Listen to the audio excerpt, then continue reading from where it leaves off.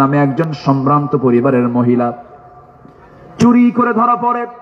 আস-সারিকু ওয়াস-সারিকাতু ফাকতাউ আইদিয়াহুমা, চুরি করে যখন একজন চুন্নি একজন মহিলা চোর যখন ধরা পড়ে গেল, রাসূল বললেন কোন কথা নাই, হাত কেটে ফেলো। বিচারক মুহাম্মদ সাল্লাল্লাহু আলাইহি ওয়াসাল্লাম বললেন হাত কেটে ফেলো।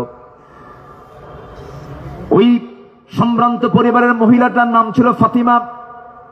তার বংশের লোকজন সব সাইয়েদনা ওমর ফারুকের কাছে এসে বলছে, ওমর ফারুক রাদিয়াল্লাহু তাআলা আনহু, তোমার কথা আমাদের রাসূল শুনবেন, একটু আমাদের জন্য সুপারিশ করা যায় কিনা? তিনি বললেন ঠিক আছে, আমি যাব। নবীর সামনে গিয়ে দাঁড়ালেন, রাসূলকে লক্ষ্য করে বলছেন, ইয়া রাসূলুল্লাহ, দেখুন তো সম্ভ্রান্ত পরিবারের যেহেতু একজন মহিলা হাত কাটলে কেমন হয়, মান সম্মানটা নষ্ট হয়ে যায়।